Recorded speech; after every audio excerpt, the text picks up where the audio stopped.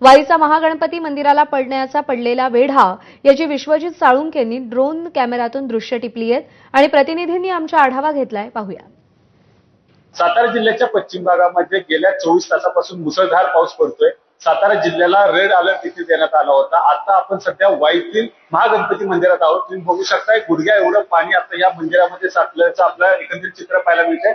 थेट गणपतीच्या पायापर्यंत हे पाणी येऊन पोहोचल्याचं देखील आपल्याला पाहायला मिळतंय. कृष्णामाईनं आता गणपतीचे चरण धुतल्याचं देखील आपल्याला पाहायला मिळत आहे. जर बघायला गेलं तर दोन धरणातून मध्यरात्री 8,700 क्युसेक पाण्याचा विसर्ग हा कृष्णा नदी पात्रात करण्यात आला होता. सातारा जिल्ह्यात गेल्या मागील काही दिवसांपासून तुफान पाऊस पडताना देखील आपल्याला पाहायला मिळत होता. याचा फटका आता वाईतील प्रसिद्ध असलेल्या गणपती मंदिराला बसला आहे. मंदिराला चारही बाजूनं आता कृष्णामाईनं वेढा घातल्याचं चित्र आपल्याला पाहायला मिळतंय. त्यामुळेच या भागातील जे ग्रामस्थ आहेत त्याचबरोबर गावं आहेत त्यातील लोकांना सतर्कतेचा इशारा प्रशासनाच्या माध्यमातून देण्यात आल्याचं देखील चित्र आपल्याला पाहायला मिळतंय.